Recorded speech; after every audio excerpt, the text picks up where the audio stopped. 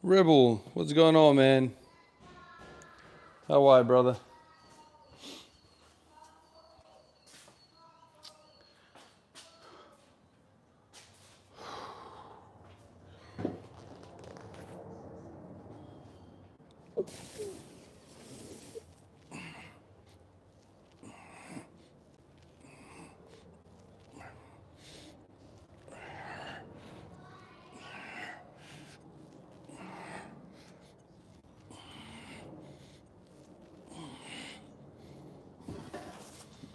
One, 2 plates.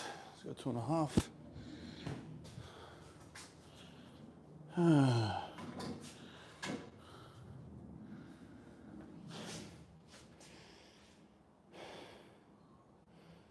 Oh, thank you, Cats. How are you? What's happening?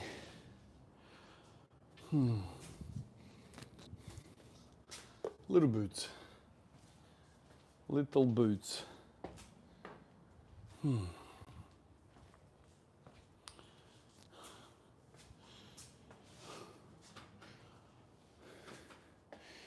Missing your working out with you.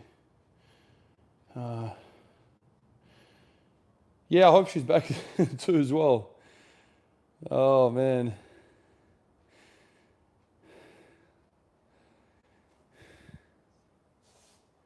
Oh, thank you, Cats. The focus today is back. Lots of rowing. Lots of rowing today on the menu. So let's see how it all pans out, eh?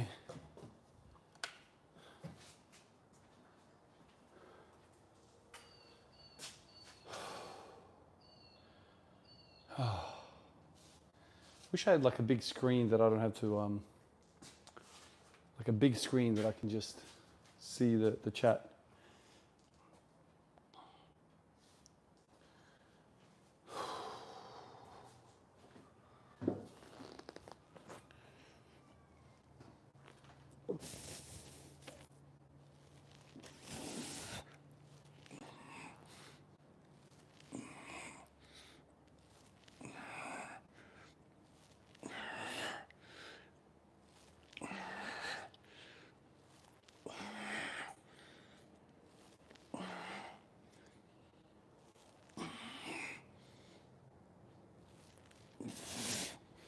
Oh man, it feels so good.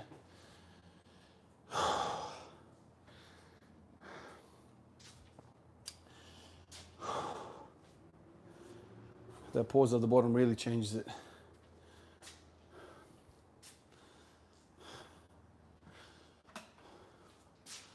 Oh shit, why did I do that? Actually, yeah, let me see how that looks. Yeah, you guys can see anything. Wow.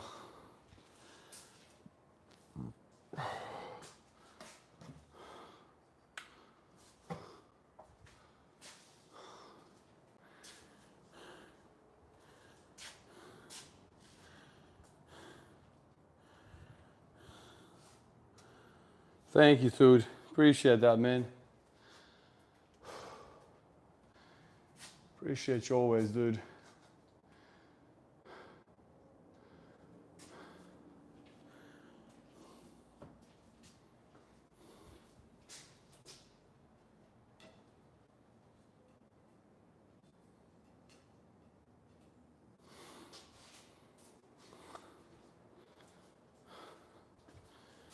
Let me go this way now.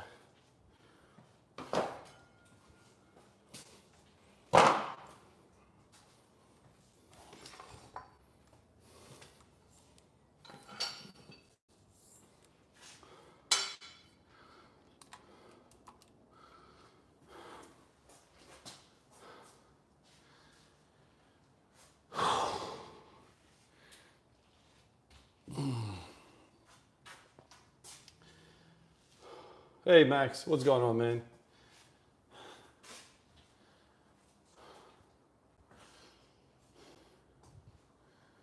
All right. Second run in 24 hours. Man, you're a runner. Lots of running. I'm good, Max. How are you, man? How are you, dude?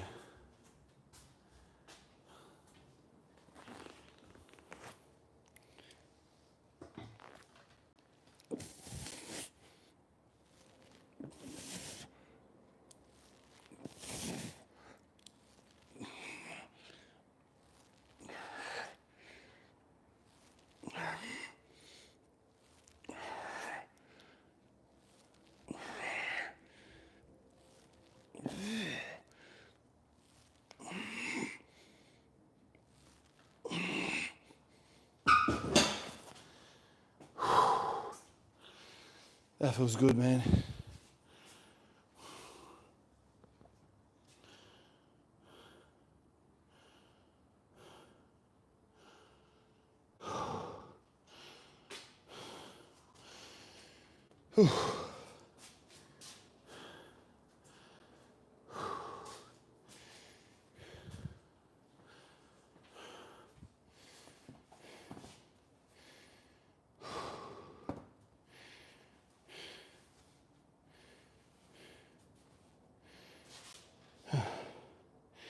Hello, pencil neck.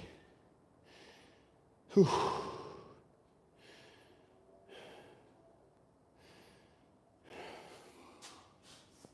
Oof.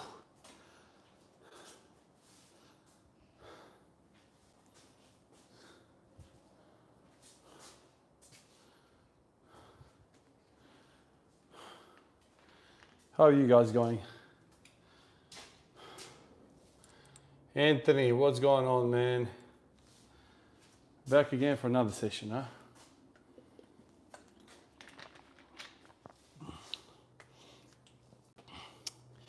huh?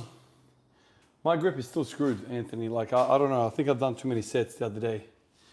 So this is sore, and this part as well. Everything's sore, and I can't even clench my fist properly. So I've overdone my grip. We had a resus last night. Actually, last night was pretty bad. I did a night shift. A couple of resus patients. And there was a point in the resus where I had to get this tube off, like the suction catheter off of the line. We went to suction the breathing tube. Or no, sorry, the nasogastric tube. And I tried to like unscrew the bloody yanker sucker from the suction tubing. And I couldn't bloody do it, man. I was like, useless, man. Like I literally had no strength to unscrew the freaking thing. And usually, like, somebody's really caked it on. Somebody's really put it on hard. And in the heat of the moment, I couldn't undo it. And I had some other guy try to do it, and he did it. And I was like, in that moment, I'm like, yeah, I'm fried. Like, I literally can't undo something that people usually come to me to undo, and I couldn't undo it. So yeah, the grip is screwed up. Still not 100%, but all of that kind of fatigue stuff is usually exhibited in the squats and the deadlifts and the bench press. Like all these accessories, doesn't really matter how much weight I'm moving as long as I'm moving it and getting good stimulus. So like for these accessory days, I don't really mind. It doesn't really affect me that much.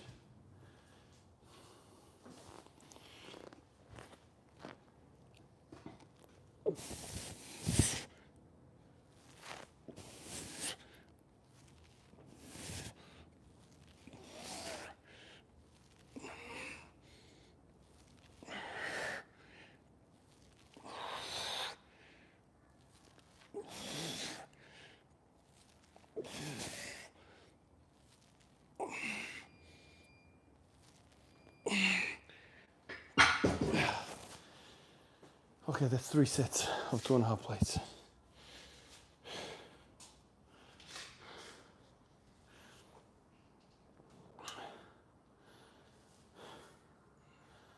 What is a good routine from Monday through to Friday? Oh, Neto, it depends on your goals, man.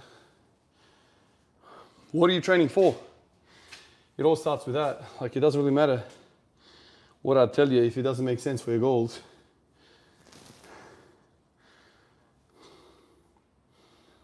The farmer's carries really made my grip strong quickly.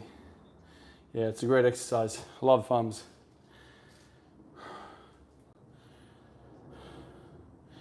If I had the chance to train with anyone dead or alive, who would it be? Oh, probably Michael Jordan. Probably Michael Jordan. I'd love to train with him.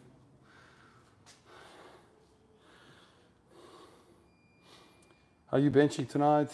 And you back for night shift tonight? No, I don't have nights tonight again. So I'm getting a good enough night's sleep tonight, hopefully. And I'm not benching tonight, no. Just gonna do a whole stack of rowing, lots of volume in rows, different grips. I might do some traps as well, like as in shrugs. And that'll be it. Squat, warm up for squat and squat, that's it. Ivan, the stuff you were saying about the back helping bench worked for me. I tried training bench after barbell rows and that felt great. There you go, man. Beautiful. Sam, what's going on, man? Yeah, MJ, man. That's my childhood hero right there. Pacquiao for you, nice.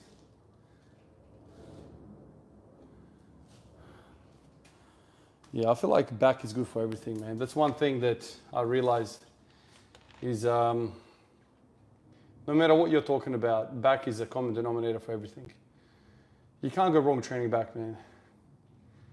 However you train it, the back is going to be good for overhead pressing, for benching, for bloody deadlift, squats, you name it, man. I think it's key.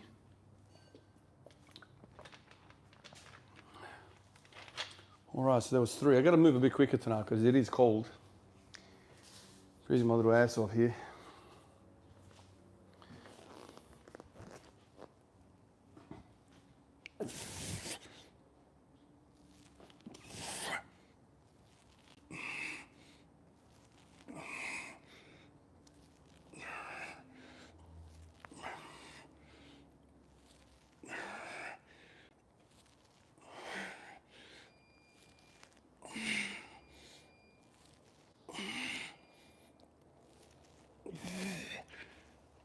Okay, so that's 4.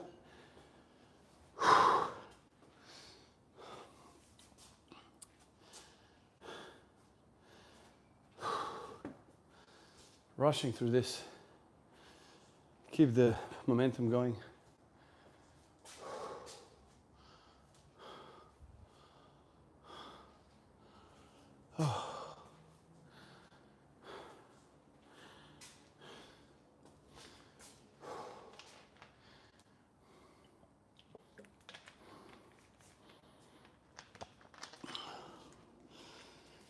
You should do full body 3 times a week.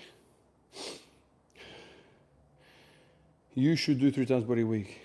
Yeah. Yeah. Even when I don't sleep the night prior, my runs are always faster around 4 to 5 a.m. Oh, there you go. Full body 3 times a week is plenty for a good physique. Opinion? Anything can work, dude. Anything. It's not about the program, man. It's your approach. The program doesn't matter. It's your approach, man. Focus on those things. 2 days a week, 3 days a week, 4 days a week, 5, 7, 14. There's many different variables at play here. Many different variables. We all live slightly different lives, man. So whatever works for you, dude. There's no right or wrong. Got inguinal hernia waiting repair. Any advice on how I can continue to train and successful repair? Well, if you've got a hernia, man, you got to be careful, dude. Be careful. Get that fixed first. Unfortunately, you've got it. But get it fixed and then go from there. You can't really strain against weight if you've got a hernia. Hopefully when you come back, you change your training style to favor the core a bit more. You have to prioritize some of these fundamental things at the core. It's not sexy stuff, but you have to, once you get back to it, get repaired, make sure that core is strong and work on it really, really hard. Get the hips balanced. Don't be in too much of a butt out posture, butt in posture. Make sure your pelvis is balanced, the core is balanced, and then you'll minimize the risks of all those types of injuries. I'll do full body 3 to 4 times a week. Find some strongman equipment. Ivan, why you been looking bigger lately? Oh, thank you, Rutam. I don't know. Do you think I look bigger? Thank you, man. Well, lots of volume, dude. It's just a volume. Volume. Lots of back work, lots of just volume. I'm doing sets of 20 on bench, man. Like, you know.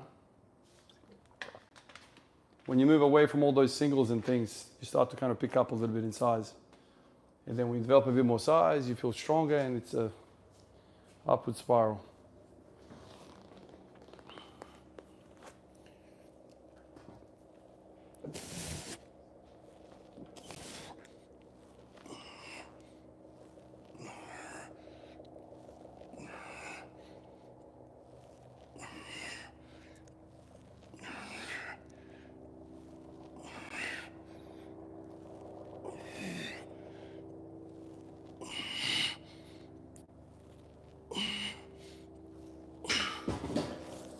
Oh, that's 5.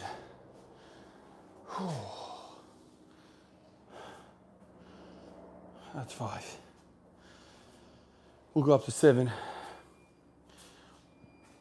With these, you can get away with more volume. So when I do barbell rows, I generally do 5 sets. 5 sets of 10.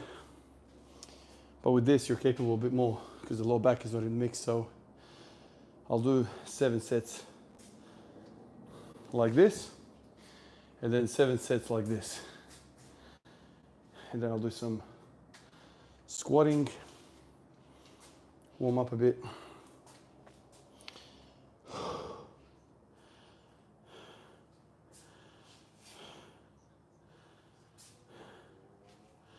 You must be at least 90 kilos, I guess. Who, me, Apollo, or what? My brother of the iron, nice to catch it live. Hope all is well. Yeltsin, appreciate you, brother. Thank you, man. Would you consider adding more specialty bars to the home kit, trap bar? I wanted to get a trap bar. In fact, the Bells of Steel was going to get me a Bell trap bar, and then they told me to piss off. So that kind of fell through. I wanted to get a trap bar. I wanted to mess around with it. But I reckon for this block of training, I'm going to just mess around with belt squats. So tomorrow I'll do belt squats. Do 4 to 5 weeks with that. Maybe I get myself a trap bar. I don't know. We'll see. But yeah, definitely. I said to the guys, give me a trap bar. They were like, on the way. And then they were like, hey, actually, no. We don't like you anymore, bro. Piss off out of here. Okie doke. No trap bar for Ivan. Upper back is more yoked for real. Oh, thank you, Max. It's always a pleasure to hear that. 85 kg and trying to get down to about 70. Damn. You want to lose 15 kilos? Jesus.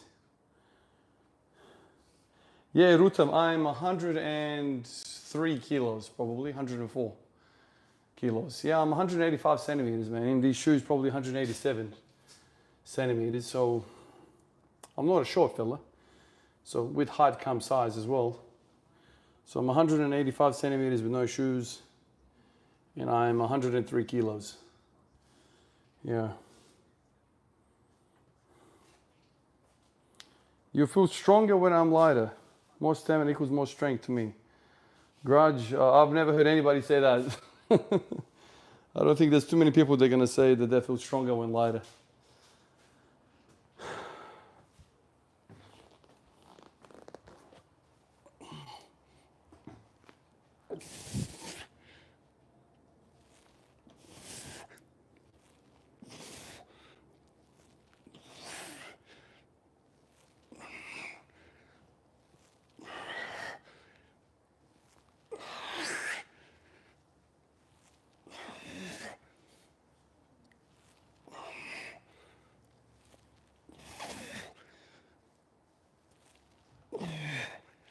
Okay, so that's 7, 6, sorry, my bad, one more in me.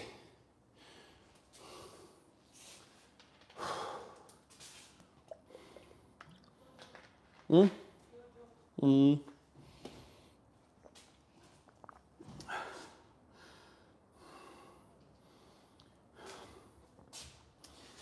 Do I do push-ups? Not currently, but yes, I've done lots of push-ups. You just search on my channel, I did months on end focusing on push-ups. I did programs to focus on push-ups. I tried to get to 100 push-ups in one set. Yes, so if you just search the channel, man, you'll find me doing push-ups. Lots of videos there. Yeah, bloody done everything so far.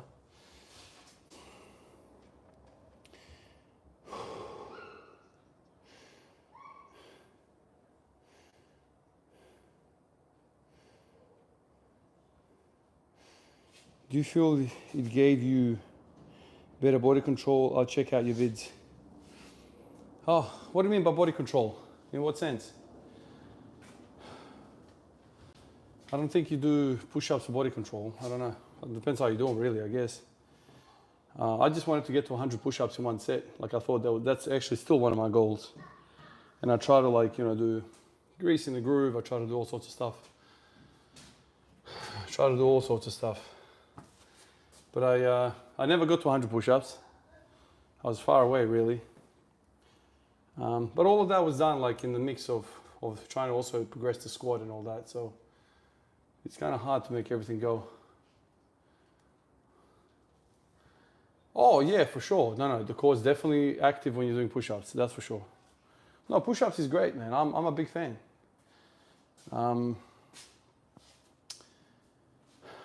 yeah, there's many different ways to do it. You know, I think a combination of both would be great, like heavy weight and also like high reps. But like, I mean, this year I did a whole lot of, high rep bench press. So, doing sets of like 20 plus. I've done sets of 50 on bench press. Like I've done all sorts. I think it's good to mix it all up. Should you just do push-ups? I don't think that's the best because eventually you will get to a stage where it's too light and you're not getting enough weight. And then you kind of plateau pretty quickly. But to get to 100 push-ups in one set, it takes a lot of endurance. You need muscular endurance for that, which is all well and good, but you get to a point where, I should have probably periodized a little bit better. If I was to run it again, I'll probably do it a little bit better. As time goes on, you kind of get better with some of these things. Would I be a better bench presser if I could get to 100 push-ups in one set? Absolutely, I truly believe that. Because that allows you to get more weight, more volume with your working weight. You just become more endurance. And muscular endurance is a critical part of strength as well. So, yeah. It's just a matter of like, what do you want to focus on in this particular point in time? If pull-ups and push-ups, you fancy them and you're really motivated by them, do that. Do whatever you kind of like. Don't let anybody else tell you, don't do this, don't do that. There's many different paths to some of these goals.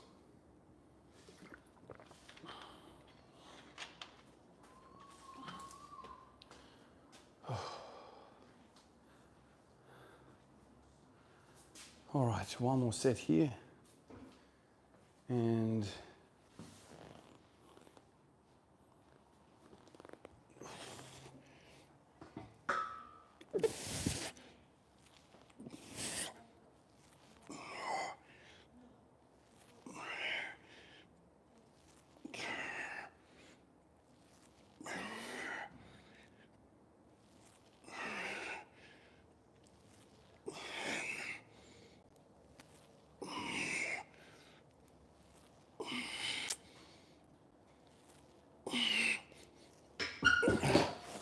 all right, that's 7 sets. So now we go to different position. I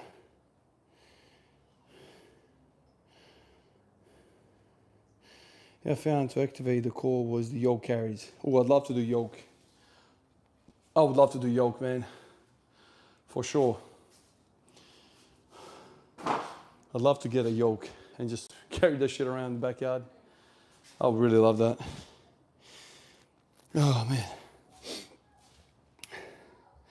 What is your current opinion on neck training? In the past, you seemed enthusiastic and thinking of ordering a harness. It's funny you mentioned that because I thought about it yesterday and I wanted to do a couple of sets. I'm very happy I got the harness and I might end up doing something with it soon. Now that I'm in the back training part of my year. The thing about the traps, you know, the traps do a few functions, right? The traps don't just shrug. They also retract. They retract.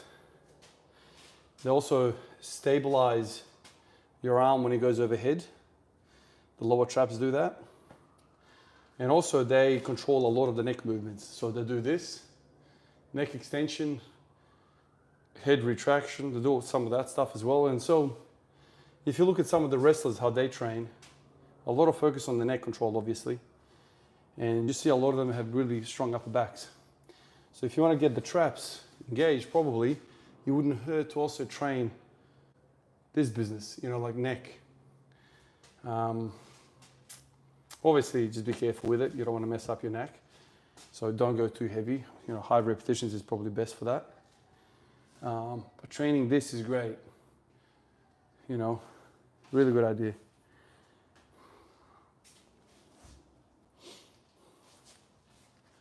It's just very hard to kind of fit everything in, you know what I mean? Like you just have to kind of focus on something. Regardless if we're talking about primary movements or accessories or whatever, the goal is to improve on everything you do.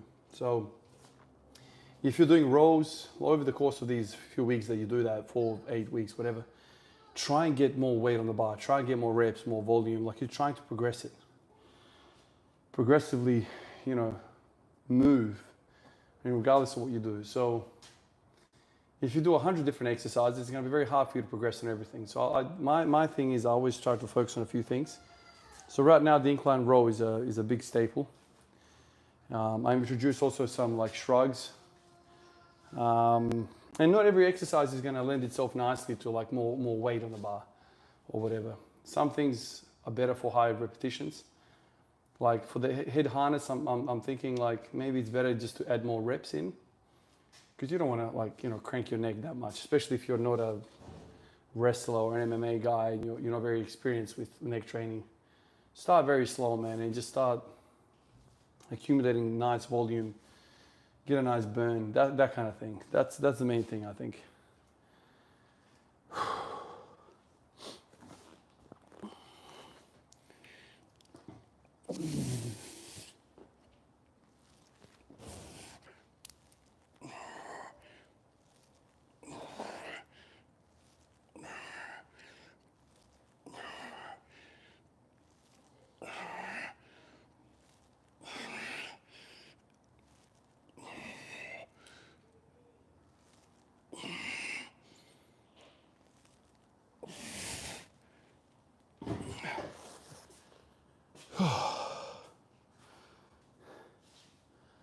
Oh, man.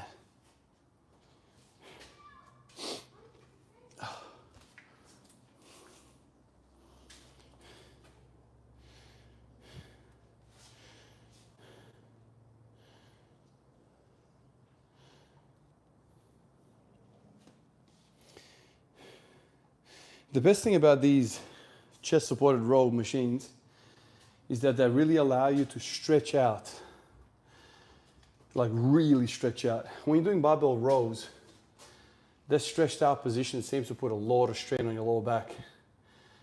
So it's kind of like a seesaw battle between how much stretch you get and how much you preserve the lower back and the positioning. So these machines take the lower back out of it completely, and they really allow you to just extend that arm as far as possible, and just, you can feel the stretch in the back of your freaking, like the rhomboids get stretched. All of that gets stretched. It feels freaking amazing, man. It's a great feeling. This is an unbelievable machine, man. If you've got a home gym, highly recommend this. I was in two minds whether to use this space for this one or the seal row. I think the seal row will also be really good to have. But obviously when you're at home, you can't really just have 100 different machines. Like I also love the 45-degree hyper. And I was flicking a coin between a hyper and a GHD.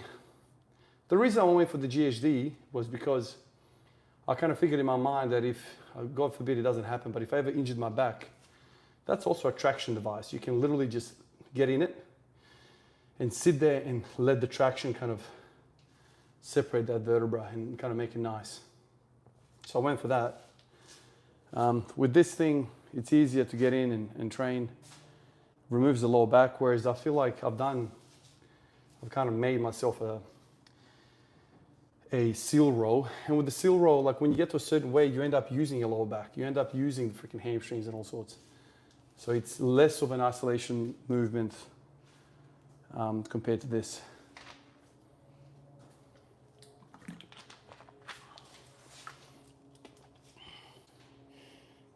Yeltsin says 2,067 days of consistency is incredibly impressive. I can imagine the effort and dedication it takes to maintain that over time. Thank you, Yeltsin.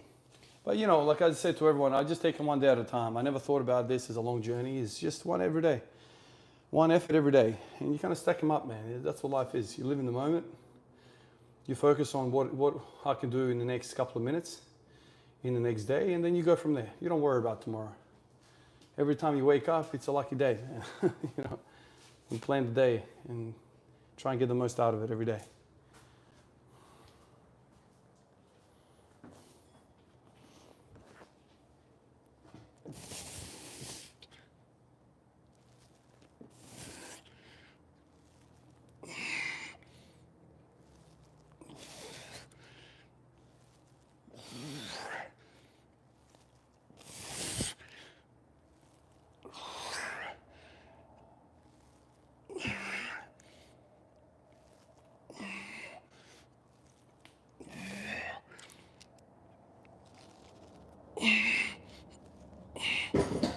Wow, that's taking something out of me, that one.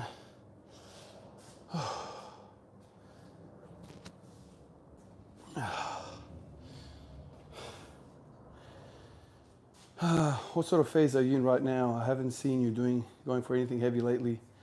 Are you dealing with some injuries maybe, or just taking it easy? Rutam, no, I am feeling fantastic, perfect in fact. No injuries, no problems. I'm in winter right now. And because I'm in winter, for the large portion of it, I've been careful not to do anything too extraneous. So no heavy deads, no heavy deadlift volume, squat volume, bench volume. I've tried to really ease back. And I'm just kind of doing a lot of accessories. The next block of training, I wanted to do heavy squats, like 180 kilo AMRAPs, trying to get to 180 times 15. And I've kind of changed my mind on that. And so I've kind of skipped the squat routine and I've started the deadlift routine that I have, which I've had success with. So right now what I'm doing is essentially the program that I ran to get to 285 deadlift. So that's what I'm doing now. I am starting that program early and I hope to run it through to the end of the year. Last year I did something similar where I essentially focused on everything around the deadlift. So the squat is not a concern. The squat is going to be on the back burner. However, I'll be doing a lot of volume for the squat muscles. So my routine when it comes to the deadlift, I've spoken about this at length, but it's always around pushing muscles and pulling muscles. So pushing of the lower body, pulling of the upper body. So a lot of rowing and a lot of quad work. So last year in the lead up, in the last 3 months of the year, I did 4 weeks of belt squats, 4 weeks of hack squats, 4 weeks of leg press, and they go to 285. That's the leg portion. For the upper body portion, I did a lot of pronated and supinated barbell rowing.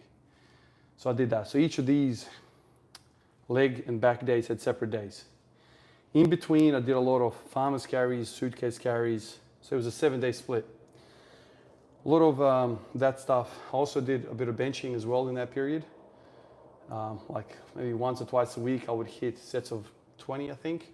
Very light. That's when I started doing the wide. Very, very light. I wasn't pushing anything crazy. So that's kind of where I'm at right now. I'm starting to build for the deadlift. And funnily enough, when I went into that period last year, I ended up hitting a squat PR. Essentially, a month and a half into the training, I hit a squat PR. And then a few weeks after that, I ended up hitting the 270 on the deadlift, 275 on the deadlift, 280, and then 285 on the deadlift. So all of that kind of happened in the last 3 months of the year last year. This time around, I'm like, okay, let me run that a little longer and ease into it. When I say ease into it, I'm not doing barbell rowing, I'm starting with this thing. A lot better to kind of survive this than barbell rowing. Barbell rowing, I treat this movement with utmost respect. That is I feel like if you put barbell rows at the end of your training session, you're not doing it justice. That thing needs to be treated with respect like you respect the squat and the deadlift. So that's kind of where I'm at right now. So tomorrow I've got the belt squats and I'll do a shit ton of volume with that. And then the next day I'll do a bit of benching, arm work. Obviously this year I'm focusing a lot of arm wrestling, so I'm probably not going to do a lot of not a lot of farmers carries, not a lot of suitcase carries, but that will kind of come into the picture as I get closer and closer to the deadlift. You know, when I start to hit 270, 275 on the deadlift, then I'll start to do farmers carries. Farmers carries I love because it is I don't know, I have this word that I describe stuff in my journal. Farmers carry is real work. It's real work. And these exercises that are called real work carry over. So real work for me is like things like deadlift, you know, squats, barbell rowing, farmers carry, suitcase carry. A lot of that stuff are called real work. And that is like you've got the freaking thing in your hands and it's on your body and you're moving shit. That seems to always carry over. It's funny, man. Farmers carry over. It's funny to say it that way, but they really do. It's amazing how effective they are.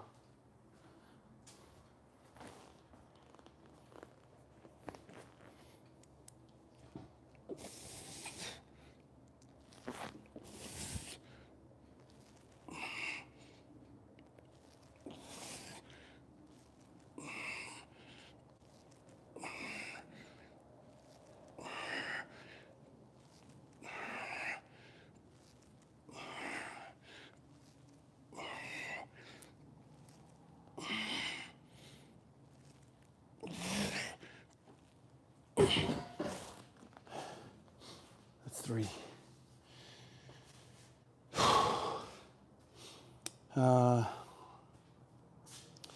I know you've said you mostly out-regulate and go by feel, but I've noticed a bit of a pattern. You'll have stretches with no PRs. It doesn't see hit a bunch of PRs in a row. Yeah, Rutam, I know it seems like, you know, for people that don't follow me every day, it's kind of hard to work out what I'm doing, but there is a structure. There is a structure, man. You can't just freelance it completely. There is a structure, but it's a loose structure, right? Like if I was to come in today and I feel crap, I don't do this. I move it to the next day. So it's like that, it's loose. And say, you know, for whatever reason, I develop my golfer's elbow again. I don't force myself to do rows with a broken body part. I stop what I'm doing and I focus on that, try and put that fire out. Might take a couple of weeks, whatever. But I try to fix things as I go along instead of just waiting for it to completely break down because of an arbitrary training block or training idea. No. As things pop up, you deal with them.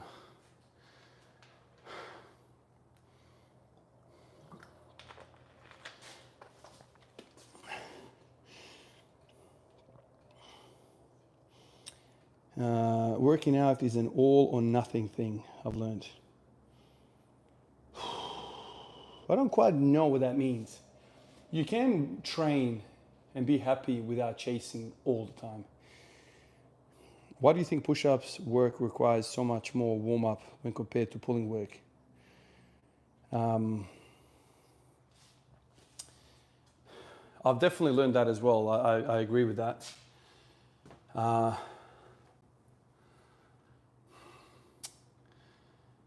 I think the main reason is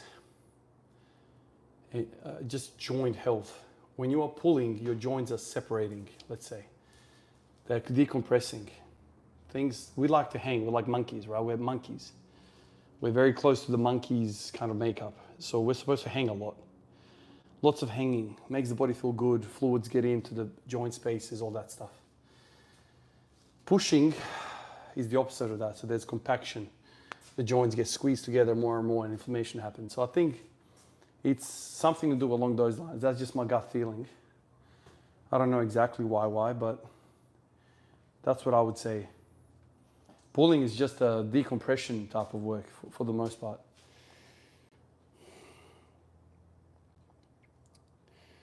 Why do you think I got to jump between different exercises, upper, middle, and lower? Heavy bag between sets. As an old man, I don't care what my max is anymore. Yeah, fair enough. 50 is getting up there. I'm glad I never used TRT or anything else.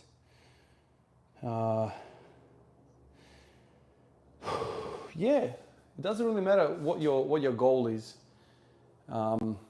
Everyone's in a different part of that journey. It doesn't really matter, man. Like if you fucking know about one rep maxes, that's cool. You can train a different quality that you're after. You can train something else. But I think the principles are the same regardless of what you're doing. There needs to be some sort of like intellectual approach to this. It's not just an arbitrary fucking you just do stuff. Over the years of training, you pick up patterns, whether you want to realize them or not, you pick up certain patterns, you know. Okay, so when I get thicker, stronger lats and I'm able to control my shoulder girdle, the deadlift feels easier. Why is that? I've seen guys that don't have any upper back mass and they deadlift more than me. Do they have long arms? Are they built for the deadlift? So there's a lot of stuff like, and so that guy that's got these long ass noodle arms and he doesn't have a lot of back requirement because he's freaking basically damn near upright when he reaches down for the bar. That guy might have a lot of trouble with his elbows and locking bench pressing out. He might struggle overhead because he's got such long arms. So no matter how you cut it, there's always advantages and disadvantages, and everyone's got to have their own battle. So, you know, for me, my upper back is the battle. That's the battle. Like if I put meat on that and I get stronger with clenching down my shoulders, the deadlift feels easier. But then I don't have these long arms, so the bench press is always feeling natural to me because shorter arms. So no matter who you are, what you are, you're always going to have a journey that you're going to be on, and you're going to work that out for yourself. So me doing a lot of back work might not be what you need. You might need to do a lot of glute work because you have a long torso. You got this long ass torso and like your back is always hurting you because you have a long torso. So when you bend over, the fulcrum is so freaking far away from like where the weight is. A long lever, lots of strain in your lower back, you struggle with that. So you got to spend a lot of time on your lower back and glutes, lower back, glutes. That's your battle. You know, like everyone's going to have their own.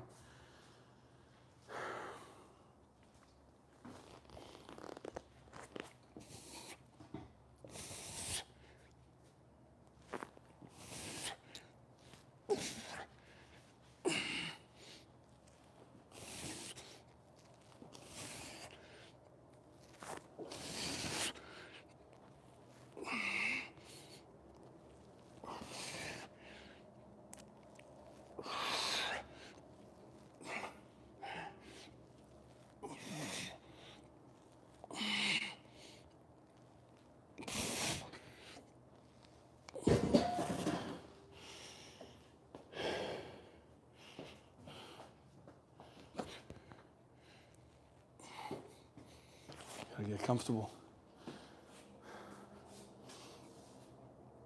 So that was 4.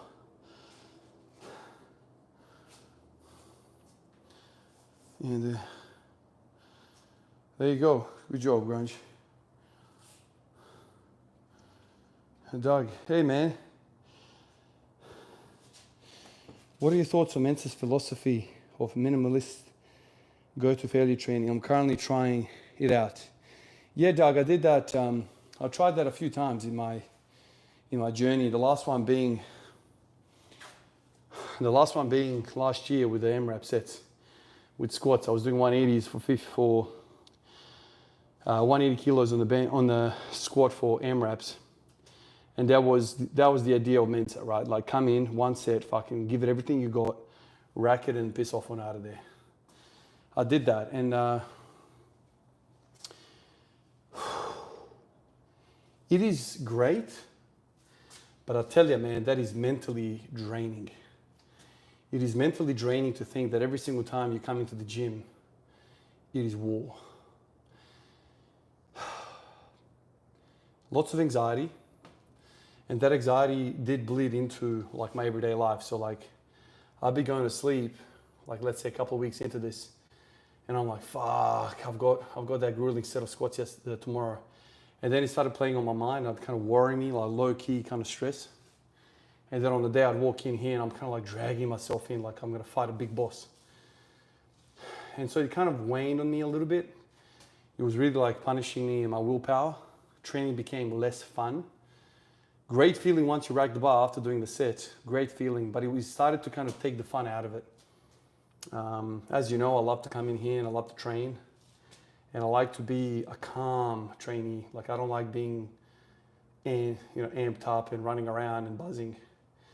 But for training like that where you're attacking all the time, you need to be an aggressive type. You need to be up and about. And I found that with my personality and where I work in emergency, like for me to come in here and have that same approach and more stimulus, more hyped up, it was kind of like burning me out a little bit. Like when I go to ED, it's always go, go, go, go, go.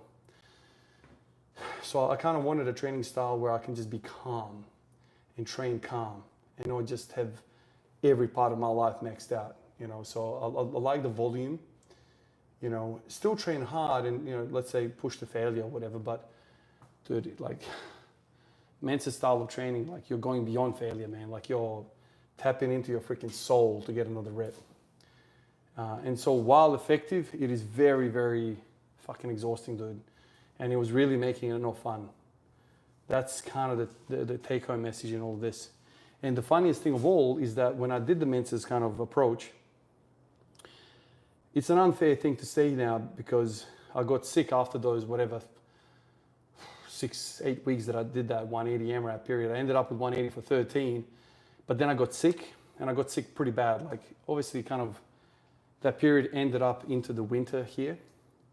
So I got sick pretty bad after those 6 to 8 weeks. Stopped training basically properly, stopped all of that. Sick for a week, I came back and I tried to go, okay, all right. So that was kind of like a little deload. Let me try and ramp it up. And then like I was good for a week. So week sick, week good, and then I got sick again. So I got sick like twice in the space of like 1 month. And I think that's because like I really gave everything in that training. And the saddest thing of all, like I never got a PR out of it. I never got a 1 rep max. So I did 180 for 13 on the freaking squat and I couldn't even squat 215. Like 200 started feeling heavy and it was just regressing. So it left a bad taste in my mouth. And then later on in that year, I did basically opposite where I was just kind of like chasing volume. So I would do like 10 sets of 10 on barbell rows. And I'd fucking do leg press for like 10 sets and like all this sort of like high volume stuff. Still to failure somewhat, but calm. I'm not going nuts. I get a PR on squats to 15. I start going crazy on the deadlifts. So he left a bad taste in my mouth, man, basically. So I always go back to what is your personality? What do you like to train? How do you like to do it? Like if let's say you're an office worker. You're an office worker, you work in a very controlled environment and you're yawning all day and it's slow and all you hear is the keyboards being pressed and the mouse clicking and it's a 9 to 5 sit down desk job. Maybe you would thrive coming in here and fucking bouncing off the walls and just training really hard. Maybe that's the kind of opposite you need. I don't need that. I work in emergency in the resuscitation room. And so, yeah, it's just one of those things, like you need the yin and the yang type thing.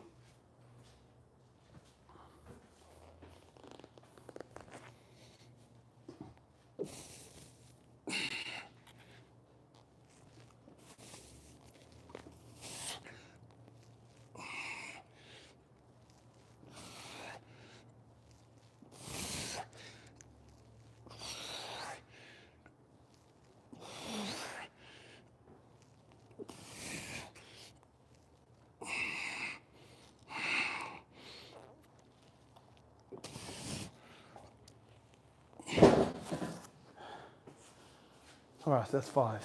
Fuck. That's killing me now.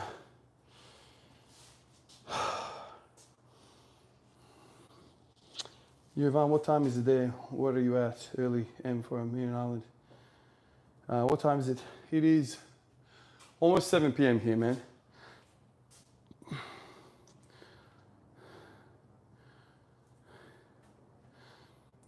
So 7 p.m.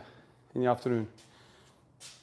For whatever reason, the posterior chain just seems to offer more forgiveness when compared to anterior.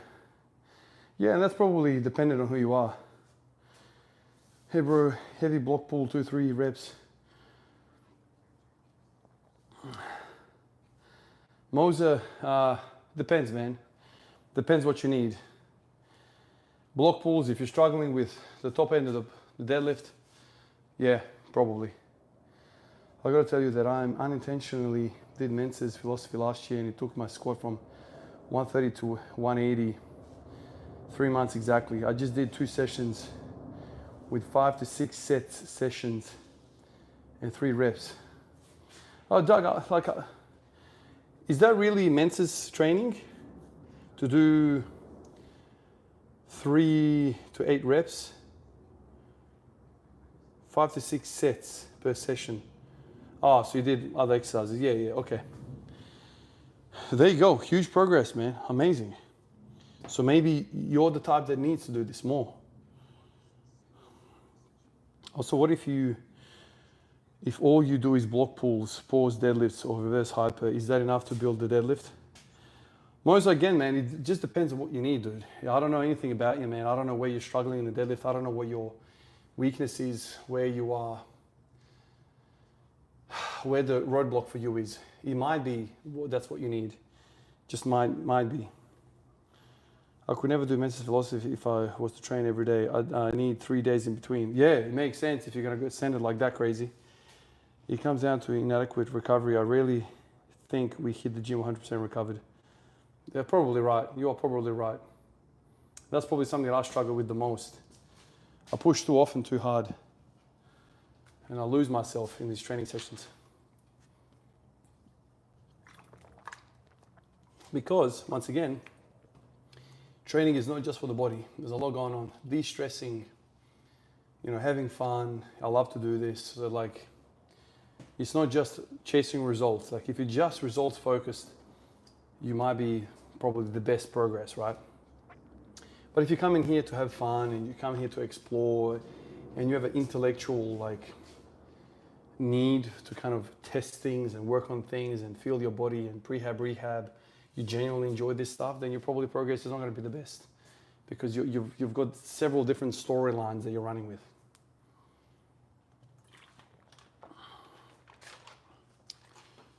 Oh, man.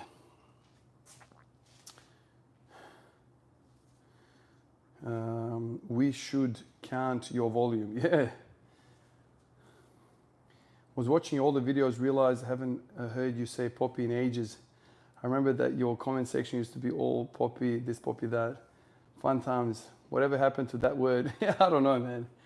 I didn't even come up with that word. I just said it in one video and the fellas kind of started saying it all the time. And when the fellas started saying it all the time, I started saying it all the time. It was kind of one of those things.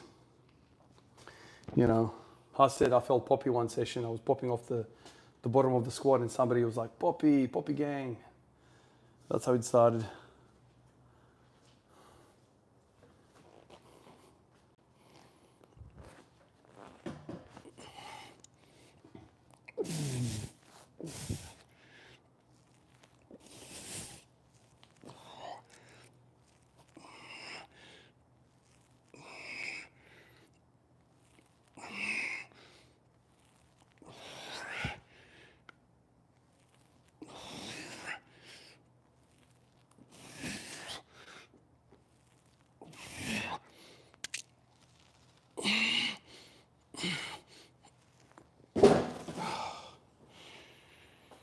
Oh, man.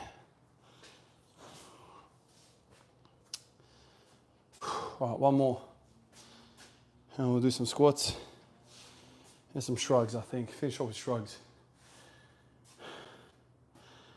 Oh, God.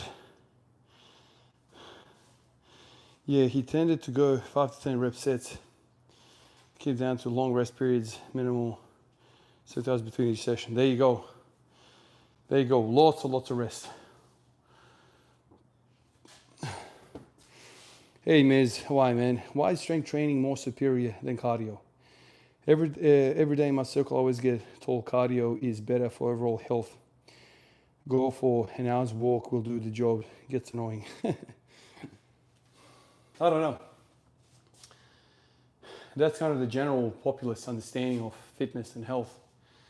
They don't understand how important bone density is, how important lean muscle mass is to your metabolic rate, to your insulin sensitivity. All they see is, cardiovascular. You hear me right now. Isn't this cardio? Am I not cardiovascularly challenged right now? I'll probably say that they don't breathe this heavy on their walks. So it's a lack of knowledge, man. You can't really blame somebody that doesn't invest this many hours a week into their understanding of this. And so you don't really get mad at them, you just nod and smile, you know what I mean? Like, there's lots of people in the world doing lots of different things. Not to say the cardiovascular work is bad, it's not bad. I think you need both, but I truly feel like if you were to pick one or the other, the weight training is better because guess what? I'm also training cardiovascular health here as well. Like, I'm not just doing singles. And so when you're walking, you're not doing anything for your bone density, for your muscle mass and the rest of it. So this is more superior if you were to pick both between the two. If you were to make a side, if you was to choose a side. So listen, man, like, you try and educate and you try to like improve people's lives. But the bottom thing in all of this is that we all have different goals. We all have different goals. If you ask 10 girls right now, 9 of them are going to say, oh, the reason why I don't do weights is because I don't want to get too bulky. And it's like, that tells you everything. Like, the girl doesn't want to do weights because she's afraid of getting too bulky. Yet she has the 100th fucking testosterone count compared to you and me. She's got 100th of our count. And she's worried about bulking up. And I've been trying to fucking bulk up since I was 18. And look at me. So how the fuck are you going to get more bulky than a bloke, right? It's impossible. But that's just the gap in understanding. The girls don't want to do weights because they'll get too big. Really? And the guys that are trying to get too big can't get too big. So it's just a lack of understanding. Not all of them, obviously. There's just, the general populace I'm talking about. You try and, tell them about all this stuff. And in fact, like, once women get to 45 to 65 or whatever, 50, and they get into that menopause stage, dude, like, that is a big hormonal difference in their body. You may go through it somewhat as well, but women, the incidence of like bone fractures goes through the roof for women after menopause because they just lose bone mass rapidly. And so women must, do resistance training, weight training to get that bone density up. You have to do that, man. Like, but they go on these walks, and don't tell me like that they're wrong. Walking is better than the couch, but I'm saying, like, if somebody's holistically thinking about their health, you can't tell me any arguments that resistance training doesn't fit into that picture somehow. Absolutely. Bone density is huge. So think about what makes our blood. Think about like our structural integrity. Think about the falls. The increased risk of falling in elderly is massive. This is what kills people. How many times have you heard, if you're in the medical industry, somebody falling over and breaking their hip and then having the surgery and then being in bed for like a month and then catching a pneumonia, developing a pneumonia and then dying? Like, that's just like how people die. So it starts off with, you might fall, okay, you might lose your balance. But if you can squat and deadlift, the chances of you losing balance is probably a million times less. And then if you do fall and you can't squat your body weight, or you can squat, body weight squat I'm saying, you're probably not gonna break your hip, right? So it's a lack of understanding, lack of knowledge, And all you can do is just kindly, gently try to kind of teach people. Don't be a fucking fanatic and go nuts at them because they're gonna just put up their wall, their shield, and you won't be able to get through them. But explain to them that there's more to health than just your cardiovascular health. Absolutely important. But also your insulin sensitivity and your lean muscle mass and your metabolic rate are all linked in together, and you get that by pumping weights. And that's kind of the truth of it, It's far more effective to have, it's like this, just tell them this. The more lean muscle mass you have, the healthier you're gonna be. Done, period.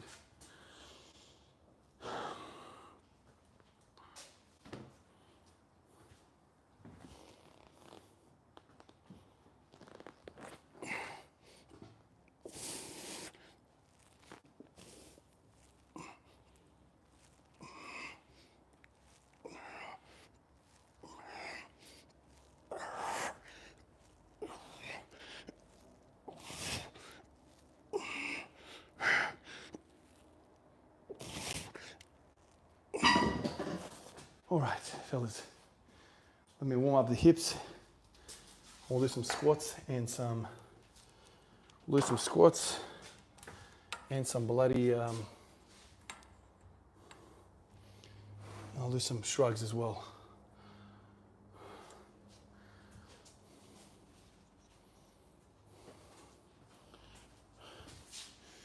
Oh.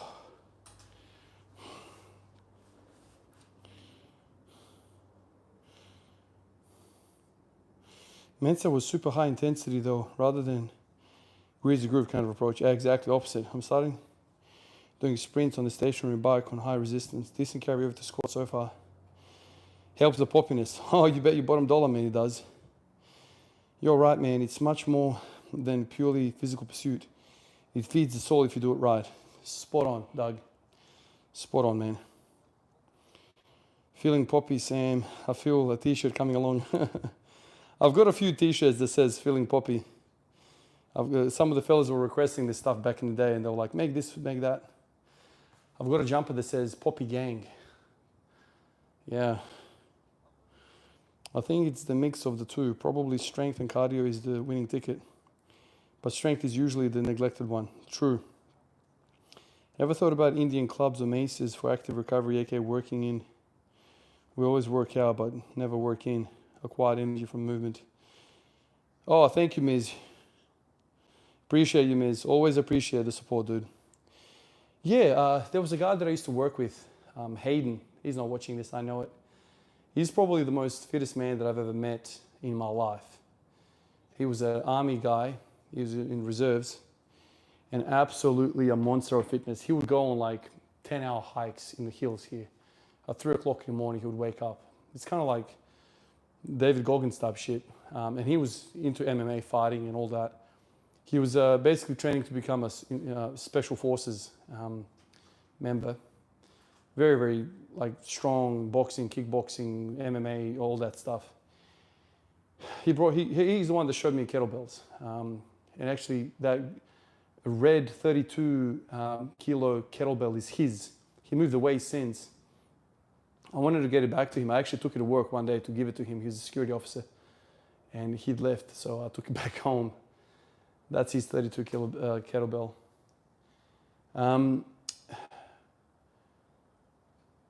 Yeah, so he one day brought in these freaking maces, you know, it's kind of like martial arts, whatever. He used it to kind of get stronger. And fucking hell, man, that is something. I have zero wrist joint integrity for that stuff. Like he was doing all these like flipping around and stuff. Very interesting stuff.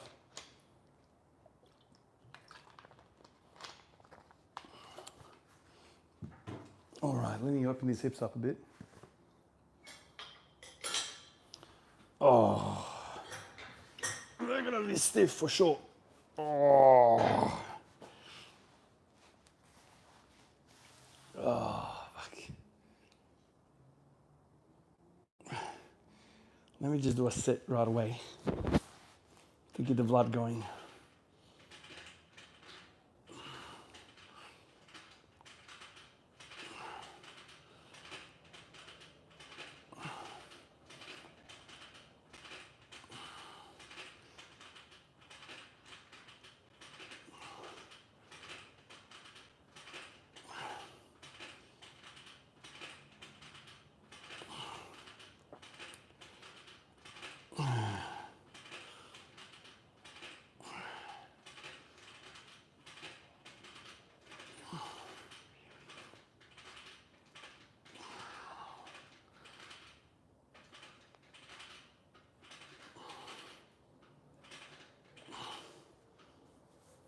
Oh, I can't even rest it. Oh my God, every single day I come in here and it's a fucking struggle to open up the hips. So quickly they go back to that shitty position.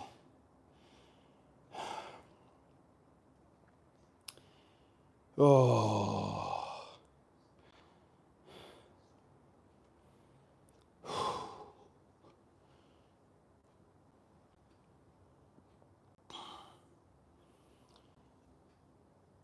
Doing barbell 60 kg curls. Damn, that's strong.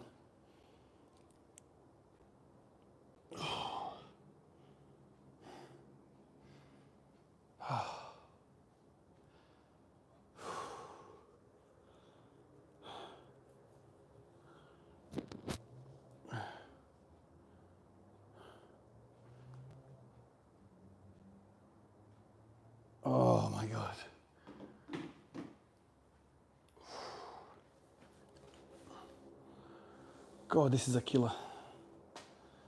So every day I come in here and I feel like I'm not progressing with my mobility with this thing. I'll go back to square one every single day. And I think it's the squats, man. The squats starting your adductors up, this thing opens up and it's like one step forward, one step back. Kind of the same experience as when I did the static stretching with this. I've got a machine in the house that basically does the same thing, but without the squeezing ability.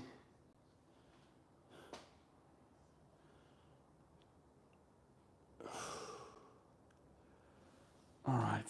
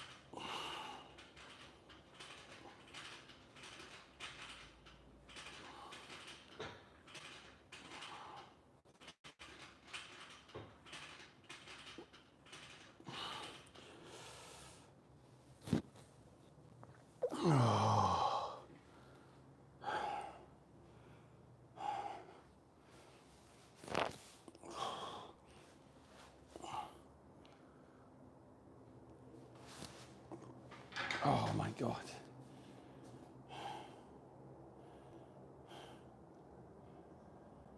Yeah, Ms. It's unfortunate the thing that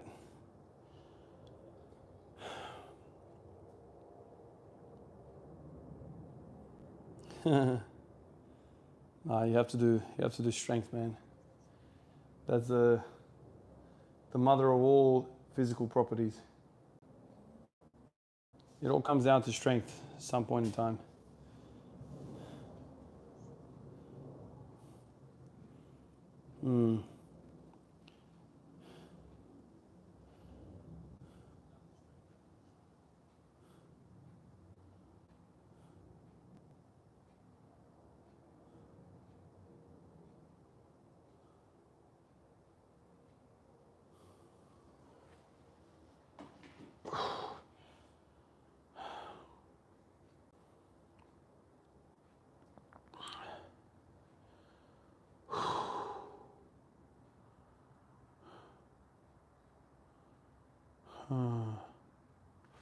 All right.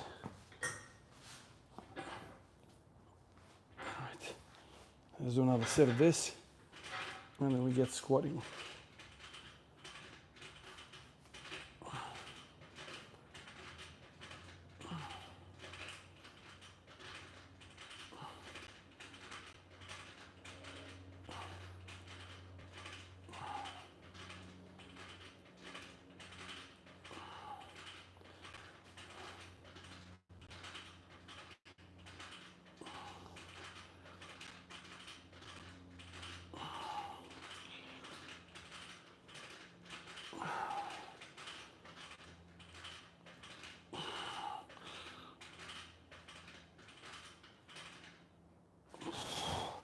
Okay, nice little warm up.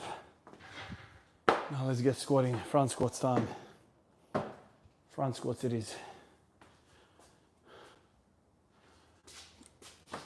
Is this going to be a good spot? Let's start there. We'll move it later.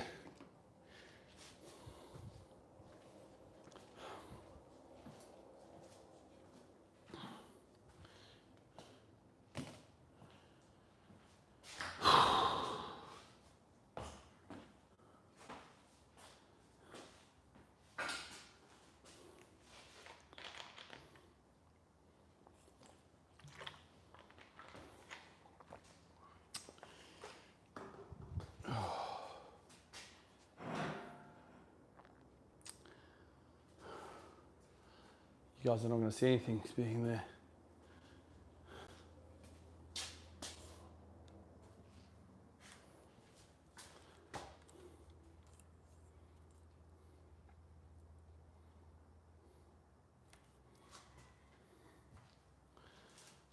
Alrighty. Let's first do some shrugorinos. Right in front of you, like here.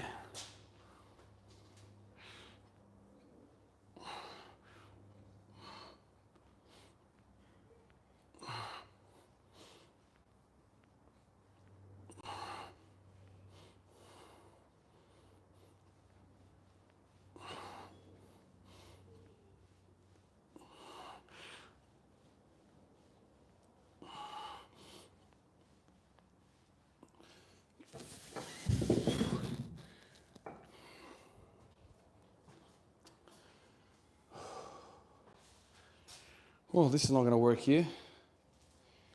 Where am I going to put this now?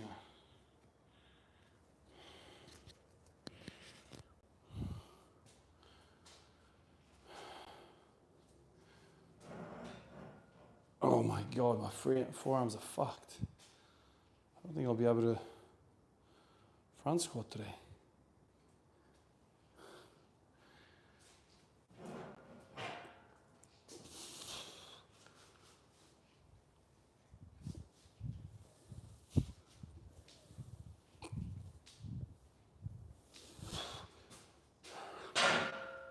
Ooh, man, that is a stretch of the forearms.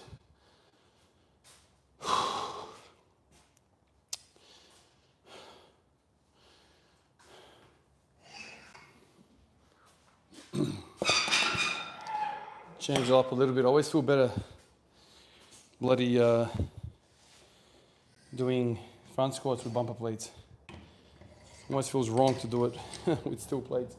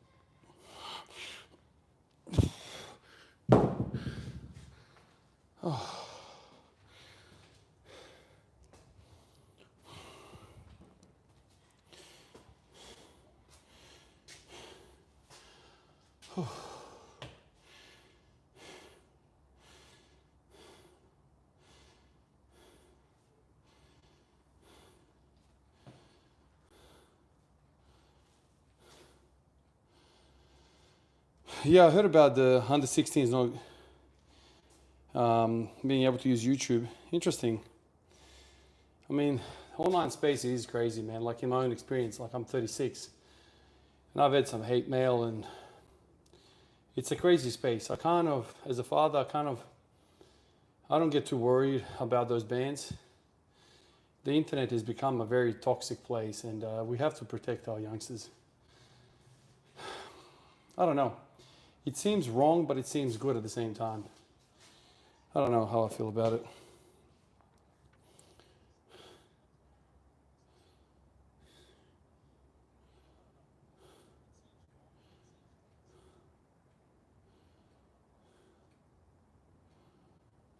Yeah, Sam. I don't know how old you are, Sam, but yeah, I grew up on YouTube as well, man. Phew, man, the amount of hours I stopped watching TV when YouTube came around. But it was a different time back then. Like back then, it was like a positive, overall positive. And now, like social media has grown to such an extent that it can be a problem. You know what I mean? Like it's not all dandy now. It's not all happy place.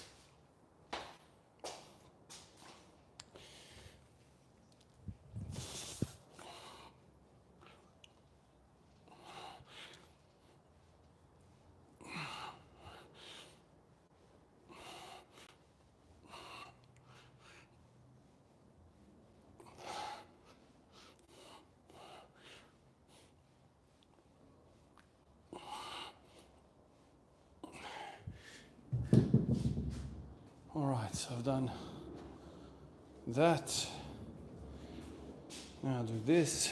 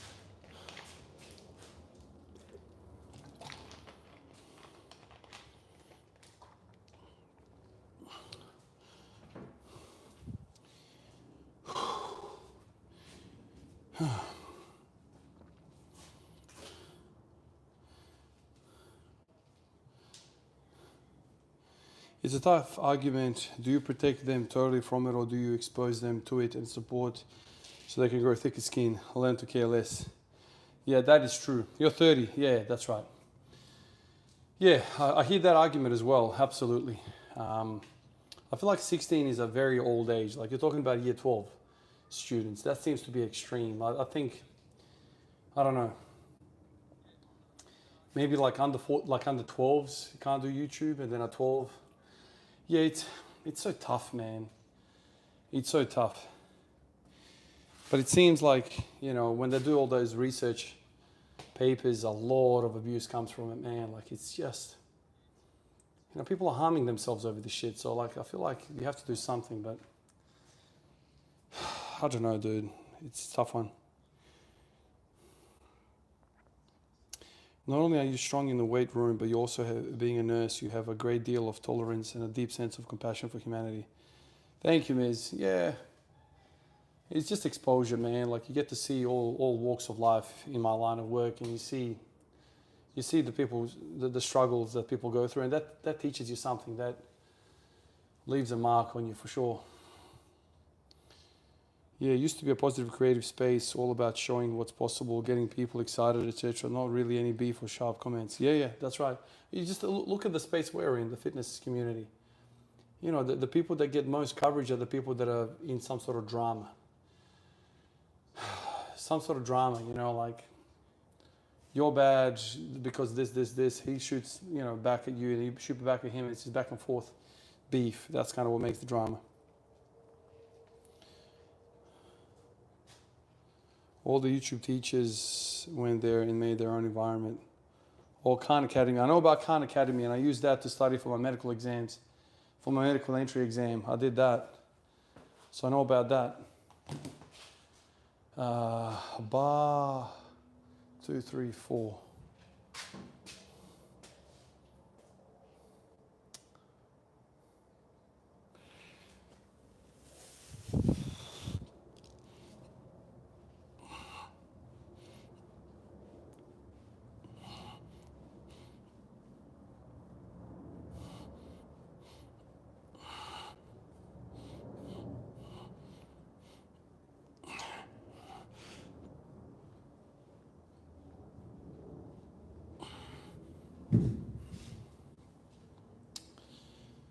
All right, 120.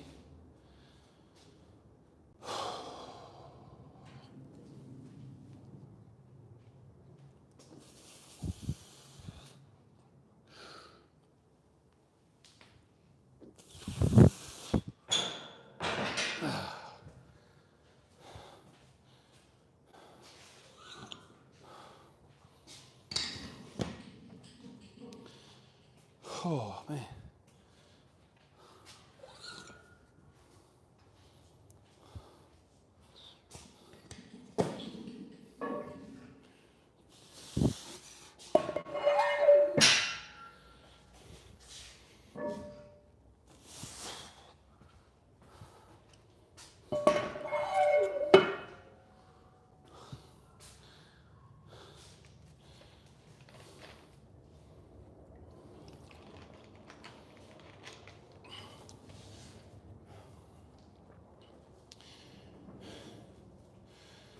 Yeah, X, Facebook. I think a lot of these video platforms have been done, yeah.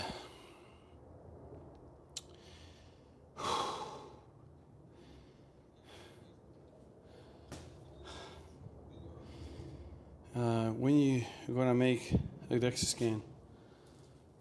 I don't got any plans. I don't have any plans for the DEXA scan, man.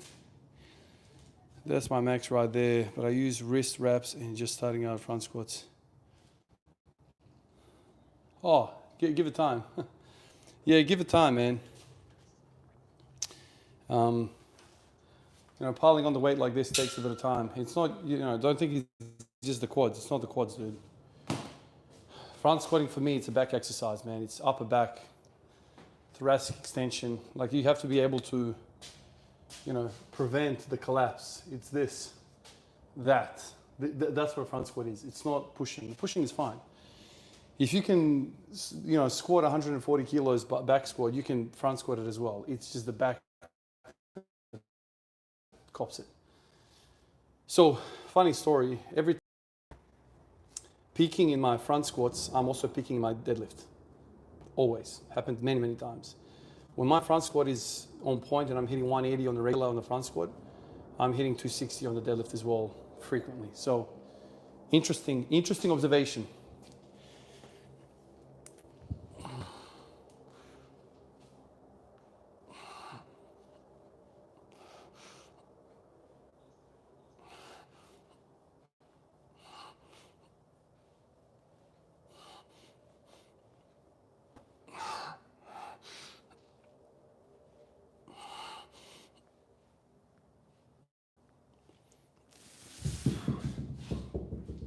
All right, this is 140 now.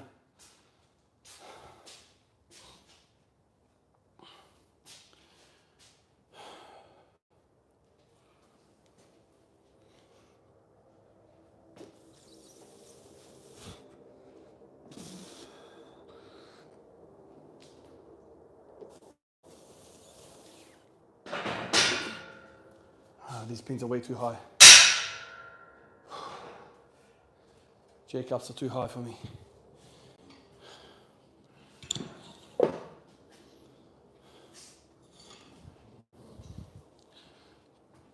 All right, let's pile up 160.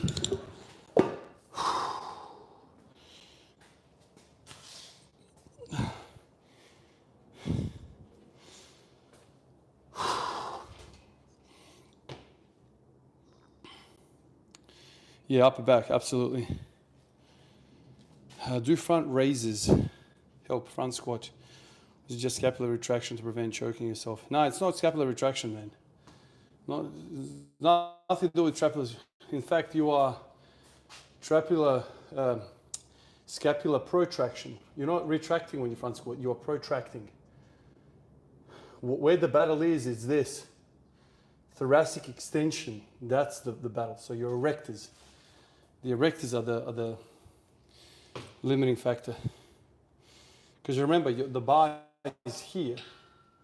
It's resting on your collarbone here. So it's in front of you, and so there's a force that's pulling you down. And you have to be able to resist that. So proud chest, arms forward, chest up. That's the trouble. Still chasing a 3-plane front squat. There you go, Miz. Just back work, man. A lot of back work. A lot of deadlifting, conventional preferably. Get those thoracic, all the erectors up. Bring them all up. And you'll find you'll be able to transfer that force that you generate in your legs into the bar.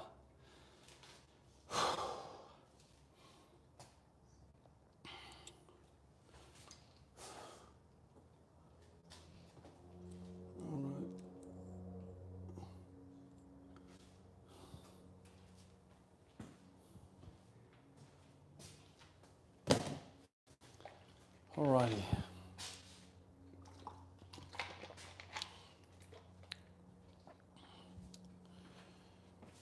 It's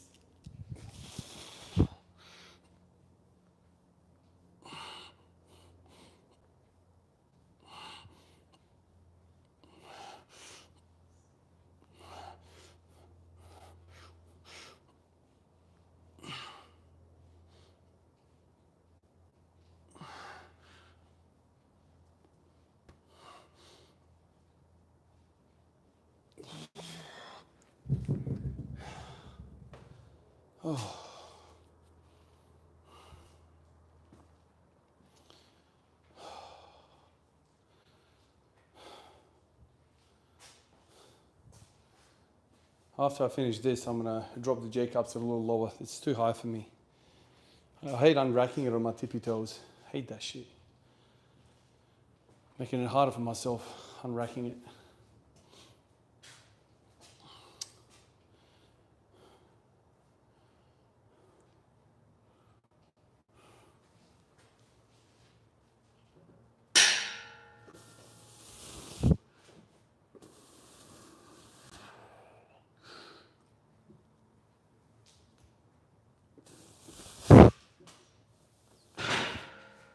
Oh, fuck.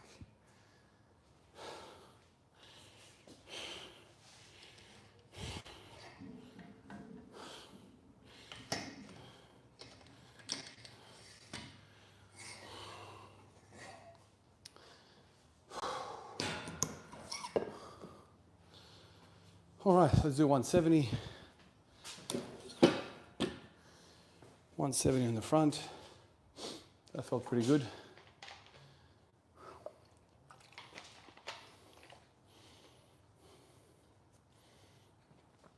Ah, 170 should be able to be all right.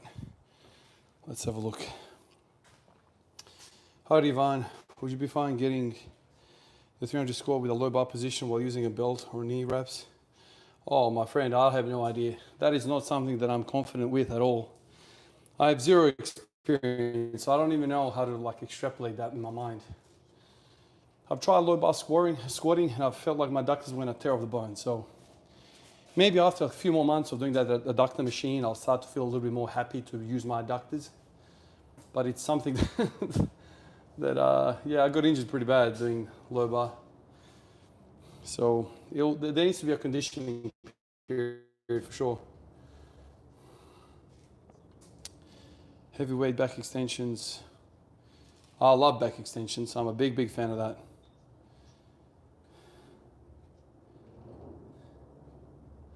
I think I've only seen 6-plate front squats by 125 kg, so yours is huge. Yeah, I've done 185 on the front squat. That is my absolute best, and that was fucking 2 years ago now, probably, if not more. I probably could have done it last year if I, because usually when my deadlift feels good, my front squat feels good as well. Like I said, oh my god, I got an itchy freaking foot. Oh, I hate the itch.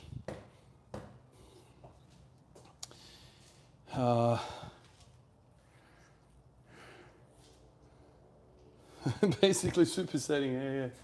That's right, doing calf raises to get the bar out. Execution, so man, how are you, man? Yeah, you're coming into just the right time to hit 170 on the front. Any study linking this sort of 1-rep training, building volume across the week versus high rep? I don't really care about the studies like that, dude. These studies mean nothing to me because they are studying beginners with no experience. There's no value in that for me at all. Oh, man. You hit 366 times 2 yesterday. Nice. Reps, 2, 4, or 5. Been hitting seal rolls every day. I asked Tom Haviland what his setup was. Simply saw horses and 2 times board. There you go. That's actually a really good idea, man. Seahorses. Sawhorses. I don't know why I don't do that as well. It's so freaking easy to do. All right. Let's do a little bit of supersetting with this.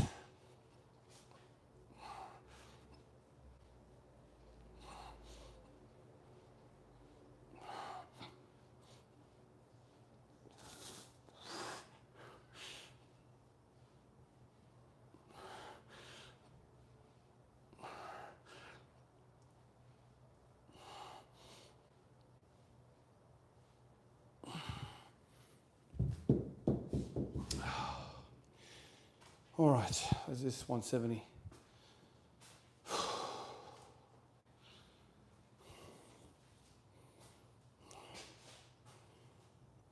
Oh, fuck.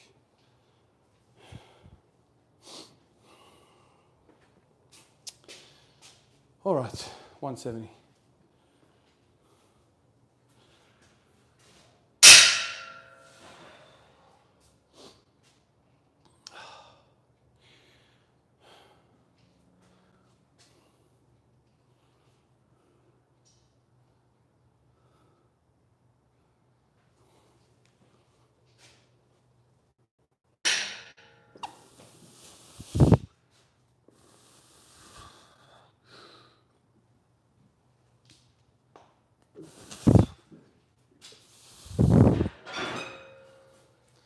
Fucking hell. That felt good as well. That felt really good. No back collapse at all. That's the main point. The main point of all of this.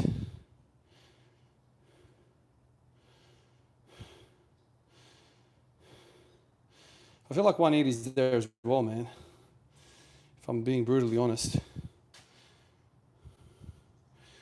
But it's been a little while since I've done this shit. So I'll be smart. I won't do it. I will...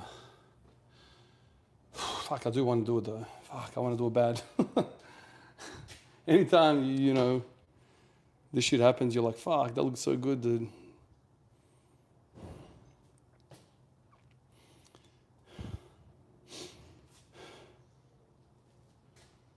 Put on 190, fuck. I'd love to, man. Fuck, I would love to. I'll tell you what, if it wasn't at night, 7:30 at night, I probably would put 180 just because I hate the fucking noise of dropping it. Even if I put the crash mats, it's just a fucking noise.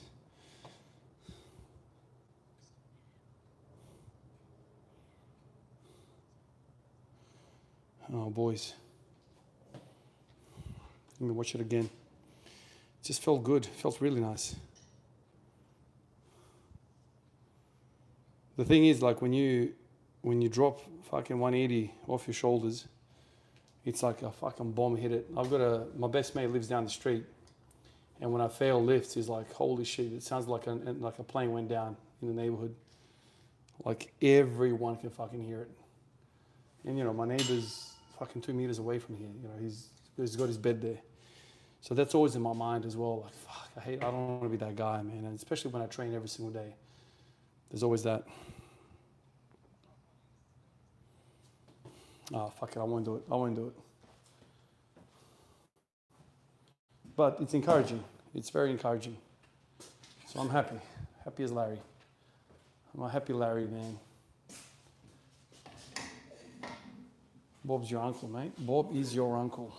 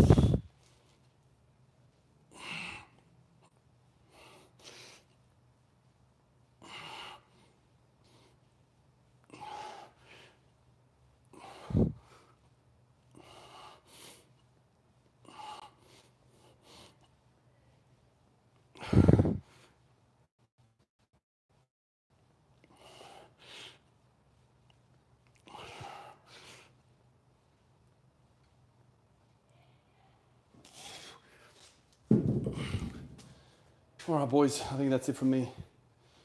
I'm all worked out. That is it. How long tonight? Hour and a half easily. Yeah, hour and a half, 100 minutes.